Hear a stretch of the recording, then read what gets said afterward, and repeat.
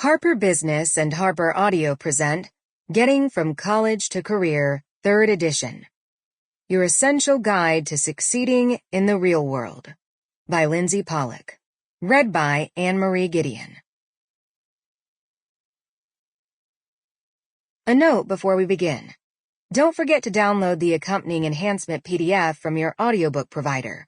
It contains resources from the book and will be referred to throughout as the enhancement. To Chloe. Introduction. It's not easy to figure out what to be when you grow up. In college, I was pretty sure I was going to be a lawyer. Before that, I wanted to be a high school teacher or a college professor. When I was 5, I wanted to be a toll collector.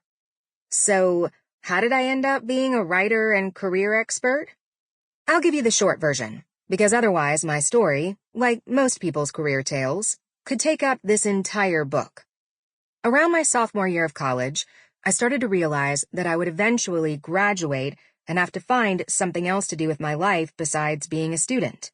Law school seemed like the best option for an American Studies major with a concentration in literature and no experience in anything. And that's what a lot of people said I should do. So, I signed up for a free practice LSAT exam and bought a study guide.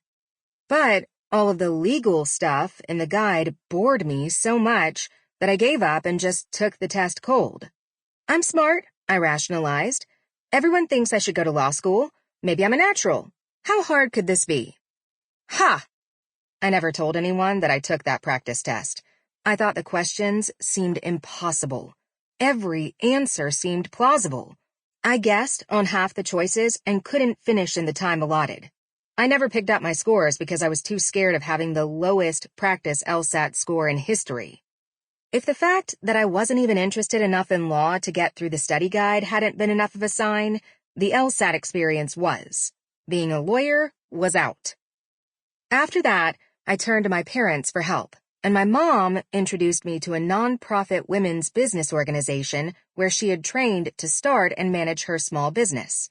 She thought it would be a good place for me to meet a lot of different business people from a lot of different industries.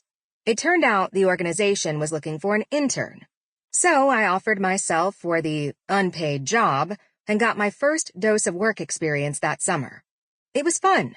I did research, filed stuff, got the 3 other staff people salads with dressing on the side for lunch, and enjoyed one major perk. The staff often went to business networking events in the community, and they brought me along with them.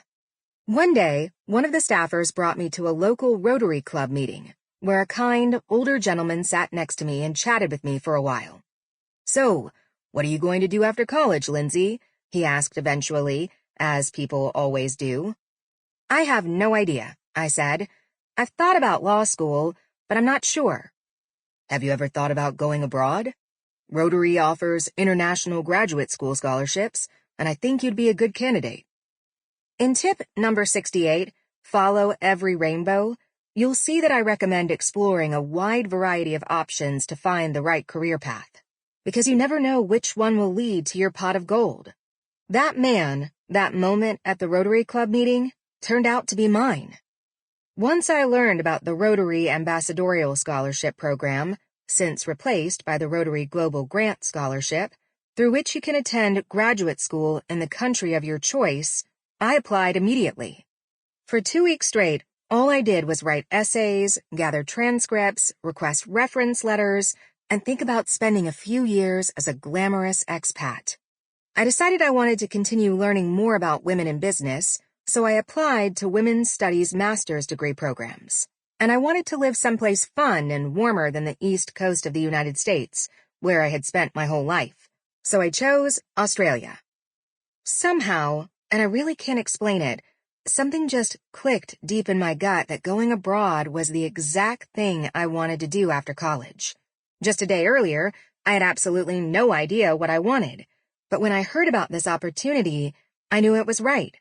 And a year and a half later, when I found myself in Melbourne, Australia, interviewing women business owners, journaling every morning, volunteering as a reading series coordinator, and writing my master's thesis day and night, I was on my way.